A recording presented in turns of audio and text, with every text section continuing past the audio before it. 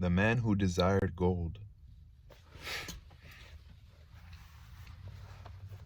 Ban-Seer, the chariot builder of Babylon, was thoroughly discouraged.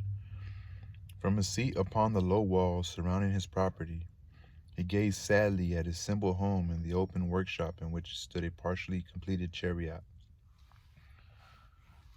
His wife frequently appeared at the open door. Her furtive glances in his direction reminded him that the mail bag was almost empty and he should be at work finishing the chariot.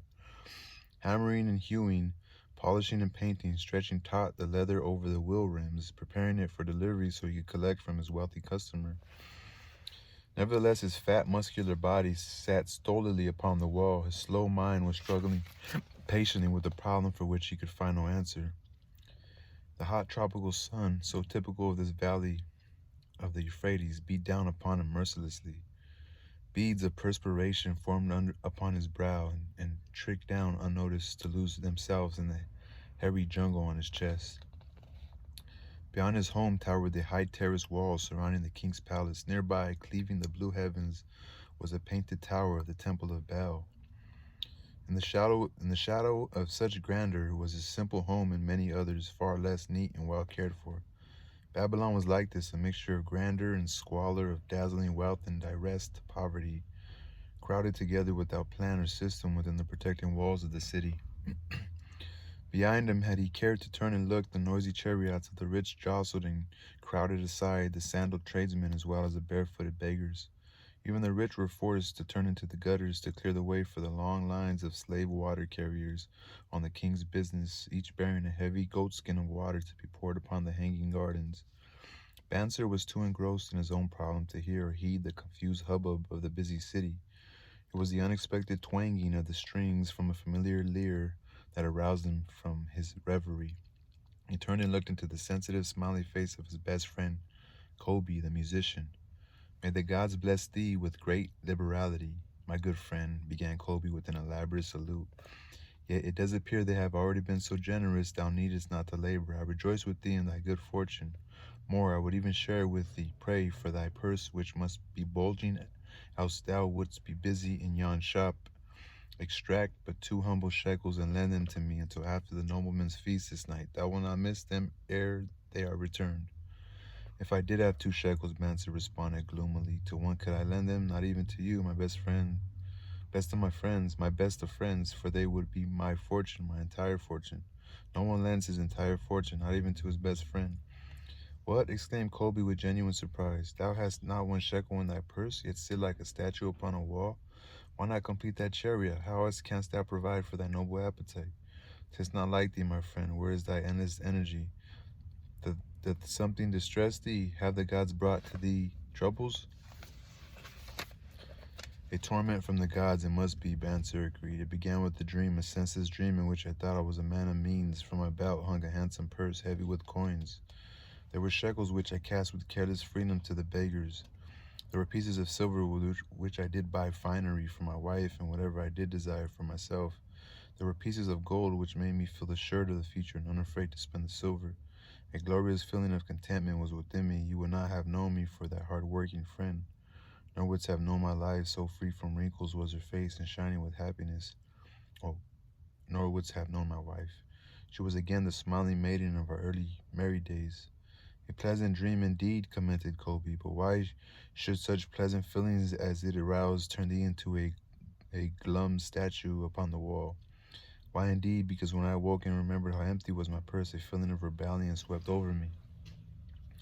Let us talk it over together. Let us talk it over together, for as the sailors do say, we ride in the same boat, we two. As youngsters, we went together to the priest to learn wisdom. As young men, we shared each other's pleasures. As grown men, we have always been close friends. We have been contented subjects of our kind. We have been satisfied to work long hours and spend our earnings freely. We have earned much coin in the years that have passed, yet to know the joys that come from wealth, we must dream about them. Bah, are we more than dumb sleep? Are we more than dumb sheep? We live in the richest city in all the world. The travelers do say none equals it in wealth. About us is much display of wealth, but of it we ourselves have not. After half a lifetime of hard labor, thou, my best of friends, has an empty purse, and sayest to me, may I borrow such a trifle as 2 shekels until after the nobleman's feast this night? Then what do I reply? Do I say, here is my purse, it contents will I gladly share? Its contents will I gladly share. No, I admit that my purse is as empty as thine. What is the matter? Why cannot we acquire silver and gold, more than enough for food and robes? Consider also our sons, Bansir continued. Are they not following in the steps of their fathers?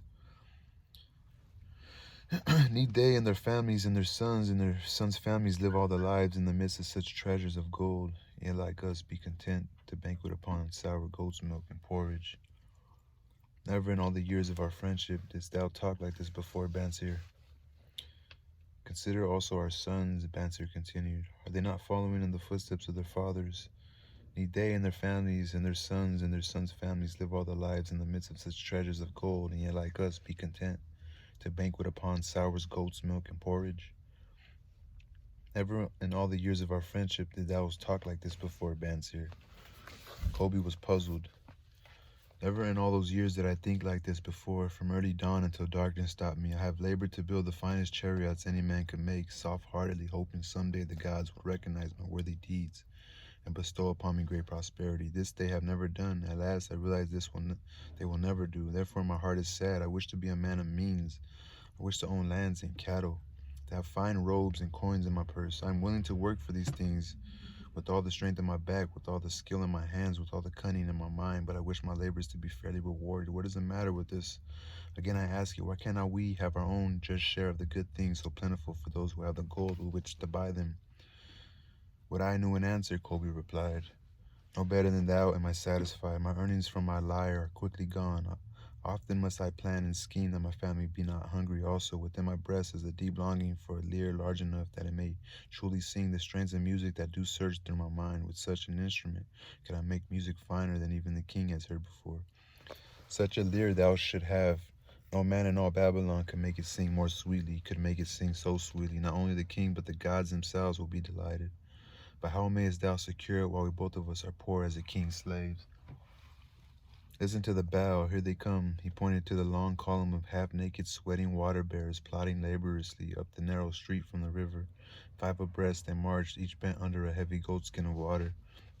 A fine figure of a man, he who doth lead them. Kobe indicated the wearer of the bow who marched in front without a load. A prominent man in his own country, 'tis easy to see. There are many good figures in the line, Bansir agreed, as good men as we. Tall, blond men from the north, laughing black men from the south, little brown men from the nearer countries, all marching together from the river to the gardens, back and forth, day after day, year after year. Not of happiness to look forward to, beds of straw upon which to sleep, hard grain porridge to eat. Pity the poor brutes, Kobe. Pity them I do, yet thou dost make me see how little better off are we, free men though we call ourselves.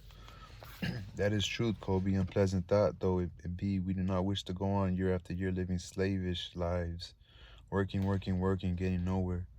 Might we not find out how others acquire gold and do as they do, Kobe inquired. Perhaps there is some secret we might learn if we but sought from those who knew, replied Banser thoughtfully. This very day, suggested Kobe, I did pass our old friend Arcad, riding in his golden chariot. This I will say. He did not look over my humble head as many in his station might consider his right. Instead, he did wave his hand that all onlookers might see him pay greetings and bestow a smile of friendship upon Kobe the musician. He is claimed to be the richest man in all of Babylon, Bansir mused.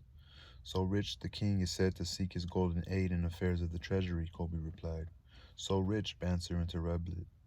I fear if I should meet him in the darkness of the night, I should lay my hands upon his fat wallet.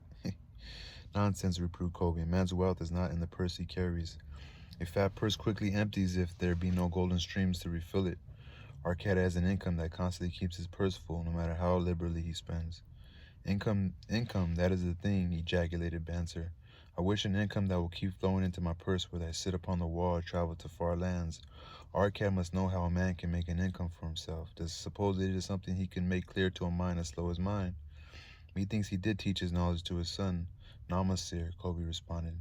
Didn't he go to Nineveh and, so it is told at the end, become, without aid from his father, one of the richest men in that city? Nineveh, Nineveh. Kobe, thou bringest to me a rare thought. A new light gleamed in Banser's eyes. It cost nothing to ask wise advice from a good friend, and Arcad was always that. Never mind, though our purses be as empty as a falcon's nest of a year ago, let that not detain us. We are weary of being without gold in the midst of plenty. We wish to become men of means. Come, let us go to Arcad and ask how we also may acquire income for ourselves. Thou speakest with true inspiration, Banzer. Thou bringest to my mind a new understanding. Thou makest me to realize the reason why we have never found any measure of wealth. We never sought it. Thou hast labored patiently to build the staunchest chariots in Babylon. To that purpose was devoted your best endeavors. Therefore, at it thou didst succeed. I strove to become a skillful lyre player, and at that I did succeed. And those things toward which we exerted our best endeavors, we succeeded. The gods were content to let us continue thus. Now at last we see a light, bright like that from the rising sun. It biddeth us to learn more, that we may prosper more. With a new understanding, we shall find honorable ways to accomplish our desires. Let us go to Arcad this very day, Banser urged. Also, let us ask other friends of our boyhood days who have feared no better than ourselves. What does it say? Let us go to Arcad this very day, Banser urged. Also, let us ask other friends of our boyhood days who have fared no better than ourselves to join us, that they too may share in his wisdom. Thou wert ever thus thoughtful of thy friends, Banser. Therefore hast thou many friends. It shall be as thou sayest. We go this day and take them with us. The man who desired gold.